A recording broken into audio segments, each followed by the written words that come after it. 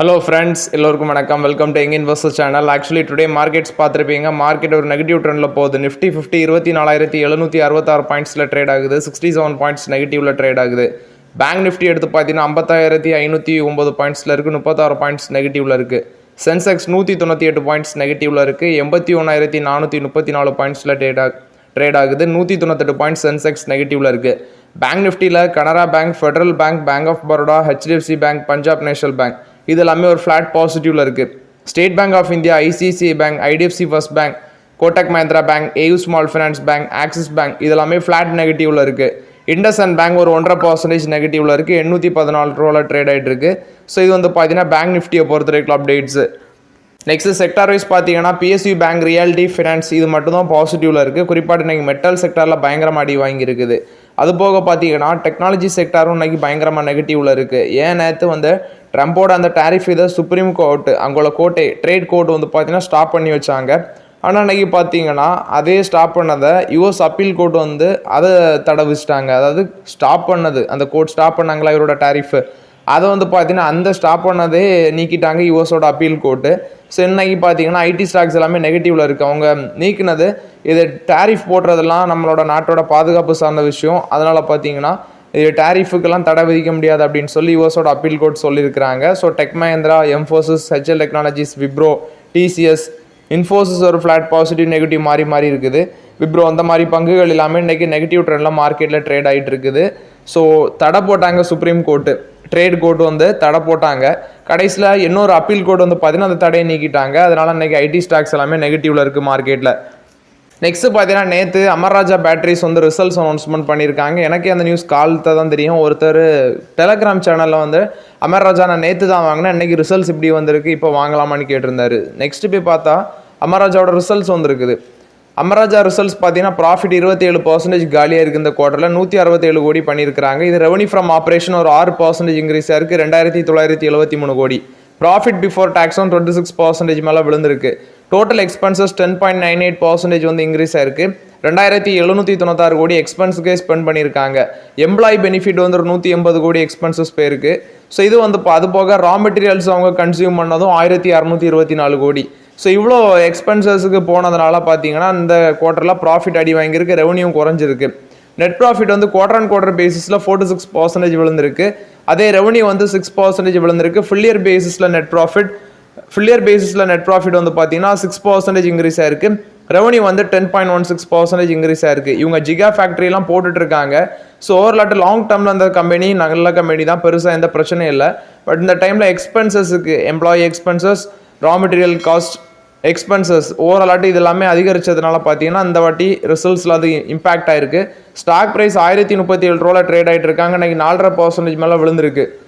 இது ரீசெண்ட் டேஸில் கூட 900, 970 அந்த ரேஞ்செலாம் வந்துச்சு. அந்த ரேஞ்ச் வரும்போது ஸ்லோவாக யூஸ் பண்ணிக்கோங்க. லாங் டேர்மில் ஒரு நல்ல ரிவார்டு இருக்குது. ஸ்டாக் பி வந்து 21 தான் இருக்குது. இதோட ரைவல்ஸ் எக்ஸைடாக கம்பேர் பண்ணும்போது ரொம்பவே சீப்பாக இருக்குது. பட் யூஸ் பண்ணுறீங்கன்னா ஸ்லோவாக யூஸ் பண்ணிக்கோங்க, பல்க் பையிங் பண்ணாதீங்க. மேபி பார்த்தீங்கன்னா ஒரு 950, 900 எல்லாம் கிராக் பண்ண சான்சஸ் அதிகமாக இருக்குது அமர்ராஜா பேட்டரிஸில். ஸோ ரிசல்ட்ஸ் வந்து பார்த்தீங்கன்னா இயர் ஆன் இயர் பேசிஸ்லும் அடி வாங்கியிருக்கு. குவார்டர் அண்ட் குவார்டர் பேசிஸ்லையும் ரிசல்ட்ஸ் வந்து வீக்காக தான் இருக்குது இந்த டைமில். நெக்ஸ்ட் பார்த்தீங்கன்னா முத்தூட் ஃபினான்ஸ். ஆக்சுவலி இந்த ஸ்டாக் இன்னைக்கு மார்க்கெட்டில் நல்ல பர்ஃபார்மன்ஸ் கொடுத்துட்டு இருக்குது. 7% மேலே பாசிட்டிவில் இருக்குது. 2,243 ரூபா போனது, இப்போ 2,213 ரூபாவில் ட்ரேட் ஆகுது. மணப்புறம் எடுத்து பார்த்தீங்கன்னா அது ஒரு நல்ல பர்ஃபார்மன்ஸ், அது 3.5% பாசிட்டிவில் இருக்குது. இன்றைக்கி 242 ரூபா போனது, இப்போ 240 ரூபாவில் ட்ரேட் ஆகுது. காரணம் என்னென்னு பார்த்தீங்கன்னா ஆர்பிஐ வந்து அந்த கோல்டு லோனுக்கு சில ரூல்ஸஸ் எல்லாமே கொண்டு வந்துருந்தாங்க, டிராஃப்ட் கைட்லைன்ஸு. ஸோ குறிப்பாட்டு நம்ம தமிழ்நாட்டிலேருந்து கூட நிறைய பொலிட்டிக்கல் பார்ட்டிஸ் வந்து ப்ரெஷர் போட்டாங்க, இது வந்து சரிப்பட்டு வராது. ஏன்னா மோஸ்ட்லி நிறைய பேர் வந்து பார்த்தீங்கன்னா மிடில் கிளாஸ் பீப்புள்ஸ் வந்து நகை அடமானம் வாங்க போவாங்க. நீங்கள் இந்த மாதிரிப்பட்ட ரூல்ஸ் எல்லாமே செட் ஆகாது அப்படின்னு சொல்லி நிறைய பேர் சொல்லியிருந்தாங்க. அது மட்டும் இல்லாமல் பார்த்தீங்கன்னா நேஷனல் ரொம்பவே எதிர்ப்பு இருந்துச்சு. ஸோ இப்போ ஆர்பிஐ அந்த ரூல்ஸுக்கு வந்து பார்த்தீங்கன்னா finance ministry, central finance ministry என்ன சொல்கிறாங்கன்னா இந்த கைட்லைன்ஸை வந்து கொஞ்சம் திரும்ப எடுங்க அப்படின்னு சொல்கிறாங்க. அந்த பேசிஸில் வந்து பார்த்தீங்கன்னா இந்த கோல்டு அகெயின்ஸ்ட் லோன் ப்ரொவைட் பண்ணுற முத்தூட் ஃபினான்ஸ், மணப்புரம் ஃபினான்ஸ் நல்ல பாசிட்டிவ் ட்ரெண்டில் இருக்குது. அதாவது ஸ்மால் பாரோவர்ஸ் 2 lakhs வரைக்கும் பாரோயிங் பண்ணுற ஸ்மால் பாரோவர்ஸை அஃபெக்ட் பண்ணாத மாதிரி டிராஃப்ட் கைட்லைன்ஸை கொண்டு வாங்கன்னு சொல்லி ரிசர்வ் பேங்க்குக்கு ஃபினான்ஸ் மினிஸ்ட்ரி அப்டேட் கொடுத்துருக்காங்க. ஸோ அந்த பேசிஸில் இந்த ஸ்டாக் எல்லாம் இன்றைக்கி மார்க்கெட்டில் நல்ல பெர்ஃபார்மன்ஸில் இருக்குது. Muthoot finance and Manappuram finance. Next பார்த்தீங்கன்னா என்பிசிசி ஆக்சுவலி அதோட Q4 ரிசல்ட்ஸ் ப்ராஃபிட் 29% இன்க்ரீஸ் ஆயிருக்கு 176 கோடி பண்ணியிருக்காங்க. ரெவன்யூ ஃப்ரம் ஆப்ரேஷன் 16% இன்க்ரீஸ் ஆயிருக்கு 4642 கோடி. எபிட்டா 19% இன்க்ரீஸ் ஆயிருக்கு 290 கோடி. எபிட்டா மார்ஜின் 6.25% இன்க்ரீஸ் ஆயிருக்கு. போர்ட் ஆஃப் டைரக்டர்ஸ் பார்த்தீங்கன்னா 14 காசு டிவிடன் அனௌன்ஸ்மெண்ட் பண்ணியிருக்காங்க. ஷேர் ஹோல்டர்ஸ் அப்ரூவல் ஏஜிஎம் மீட்டிங்லேருந்து 30 நாளுக்குள்ள பேமெண்ட் ஆகும்னு சொல்லியிருக்காங்க. இது வந்து பார்த்தீங்கன்னா என்பிசிசி போஸ்ட் பண்ண ரிசல்ட்ஸ் அப்டேட்டு. எஸ்ஜேபியனோட ரிசல்ட்ஸ் வந்திருக்கு. இந்த குவார்ட்டரில் லாஸ் போஸ்ட் பண்ணியிருக்காங்க 128 கோடி. ரெவன்யூ வந்து 5% இன்க்ரீஸ் ஆயிருக்கு 504 கோடியாக இருக்குது. எபிட்டா 0.4% இன்க்ரீஸ் ஆயிருக்கு 240 கோடியாக இருக்குது. எபிட்டா மார்ஜின் வந்து 47.75% குறைஞ்சிருக்கு சேம் பீரியட் லாஸ்ட் இயரை கம்பேர் பண்ணும்போது. ஸோ இவங்க வந்து பார்த்தீங்கன்னா ஹைட்ரோ பவர் ப்ராஜெக்ட் ஸ்டேஷனில் நல்லா பிஸ்னஸ் பண்ணுறாங்க. ஆனால் சம்டைம்ஸ் என்ன ஆகுதுன்னா இந்த மாதிரி கம்பெனிஸுக்கு எல்லாமே இது ஒன்று NHPC ஃப்ளட்டு ரெயின் ஓராட்டு வரும்போது இந்த கம்பெனிஸ் எல்லாம் பெருசாக அஃபெக்ட் ஆகுறாங்க. இது வந்து ப்ராஃபிட்டபிலிட்டிலேயே இம்பாக்ட் ஆகுது. ஸோ அது மட்டும் இல்லாமல் 31 காசு டிவிடன் அனௌன்ஸ்மெண்ட் பண்ணியிருக்காங்க. ஆக்சுவலி ஃபினான்ஷியல் 25ல் ₹1.15 டிவிடன் கொடுத்துருக்காங்க. ரிலையன்ஸ் பவருக்கு பார்த்தீங்கன்னா இவங்க வந்து ஒரு 350 மெகாவாட் சோலார் பேட்டரி ப்ராஜெக்ட்டும் கொடுத்துருக்காங்க. இவங்கள்ட்ட வந்து ரிலையன்ஸ் பவருக்கு போயிருக்குது 3.33 ரூபீஸ், அதாவது ₹3.33 பெர் கிலோவாட் பெர் ஹவர் அந்த ரேஞ்சில் வச்சு 25 வருஷத்துக்கு பார்த்தீங்கன்னா அந்த ப்ராஜெக்டை வந்து சப்ளை பண்ணியிருக்காங்க ரிலையன்ஸ் பவருக்கு. இது எஸ்ஜேபிஎன் கொடுத்த ஓவரால் அப்டேட்ஸு. அல்கம் லெபார்டரிஸோட ரிசல்ட்ஸ் வந்திருக்கு. ப்ராஃபிட் 4% இன்க்ரீஸ் ஆயிருக்கு இந்த குவார்ட்டரில் 306 கோடி பண்ணியிருக்கிறாங்க. ரெவன்யூ ஃப்ரம் ஆப்ரேஷன் 7% இன்க்ரீஸ் ஆயிருக்கு 3144 கோடி. எபிட்டா 391 கோடியாக இருக்குது 2.6% விழுந்திருக்கு. எபிட்டா மார்ஜினும் 12.45% குறைஞ்சிடுச்சு இந்த குவார்ட்டரில்.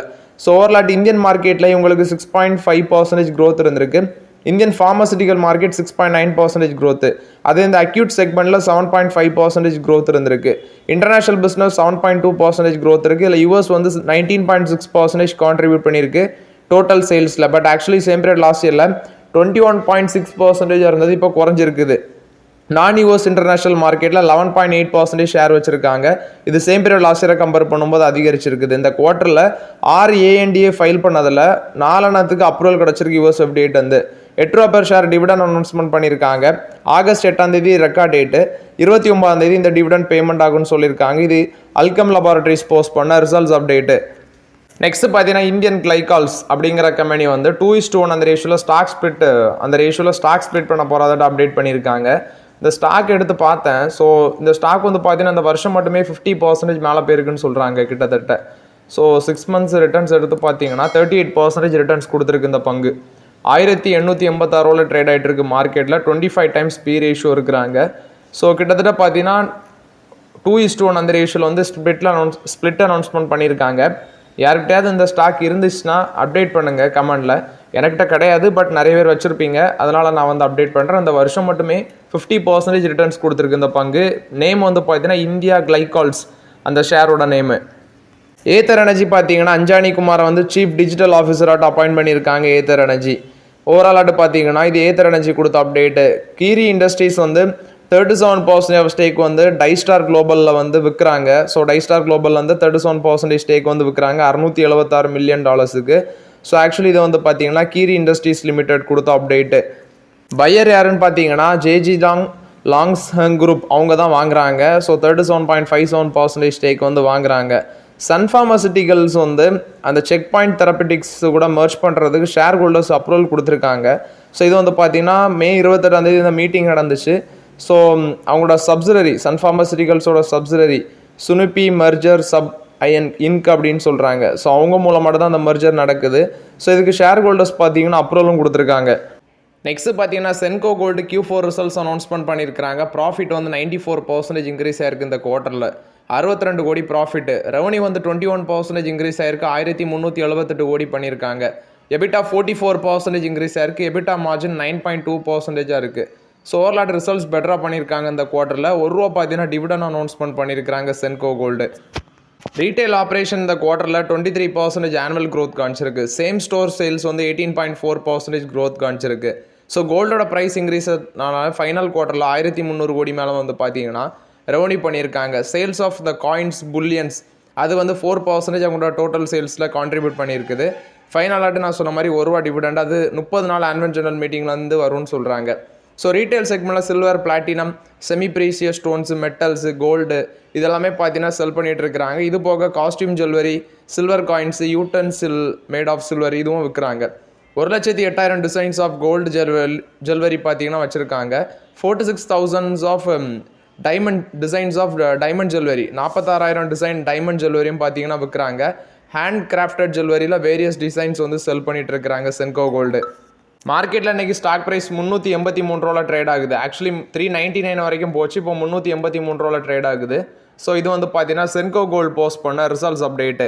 பட் ஸ்டாக் ப்ரைஸ் வந்து இப்போ இருக்க ட்ரெண்டில் நிறைய பேர் கேட்பீங்க உடனே இது இப்போ ஆப்பர்ச்சுனிட்டி ஜோனில் இருக்கான்னு சொல்லி.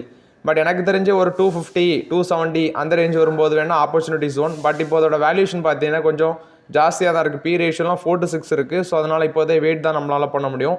ஆல்ரெடி வச்சிருக்கீங்கன்னா ஹோல்ட் பண்ணுங்கள் சென்கோ கோல்டில். அதானி போர்ட்ஸ் பார்த்தீங்கன்னா 5,000 கோடி ரைஸ் பண்ண போகிறதாட்ட அப்டேட் பண்ணியிருந்தாங்க. பாண்ட் இஷ்யூ மூலமாட்டு 7.75% coupon rate, 15 year bond issue. அது ஃபுல்லாக வந்து பார்த்தீங்கன்னா எல்ஐசி இப்போ சப்ஸ்கிரைப் பண்ணியிருக்காங்க. ஃபுல்லாக எல்ஐசியை பிக்கப் பண்ணியிருக்காங்க. இது அதானி போர்ட்ஸில் அந்த பாண்ட் இஷ்யூ ஃபண்ட் ரைசிங்கில் வந்து எல்ஐசி எல்லாமே பிக்கப் பண்ணியிருக்காங்க. ஜூபிலியன் பாரதியா வந்து பார்த்தீங்கன்னா 5,600 கோடி பாண்ட் இஷ்யூ மூலமாட்டு ஃபண்ட் ரைஸ் பண்ண ஐடியாவில் இருக்கிறாங்க. ஏன்னா கொக்கோ கோலா டீலை வந்து ஆக்சுவலி இந்த Hindustan Coca Cola deal holdings அந்த கம்பெனியை வாங்குறதுக்கு 40% ஸ்டேக்கு 12,250 கோடிக்கு அக்யூசிஷன் பண்ண இருக்கிறாங்க. ஸோ நான் கன்வெர்ட்டிபிள் டிபெஞ்சர்ஸ் மூலமாட்டு ஒரு 5,500 கோடி ரைஸ் பண்ண இருக்கிறத அப்டேட் கொடுத்துருக்காங்க ஜூபிலியன் பாரதியா குரூப்பு. ஸோ இது வந்து பார்த்தீங்கன்னா ஜூபிலியன் பாரதியா குரூப் கொடுத்த update. So okay friends, actually இந்த வீடியோவில் சில இம்பார்ட்டன்ட் அப்டேட்ஸ் எல்லாம் டிஸ்கஸ் பண்ணோம். அந்த வீடியோ உங்களுக்கு பயனுள்ளதாக இருக்கும்னு நினைக்கிறேன். பயனுள்ளதாக இருந்துச்சுன்னா லைக் பண்ணுங்கள், சப்ஸ்கிரைப் பண்ணுங்கள், கமெண்ட் பண்ணுங்கள். Okay friends, thank you.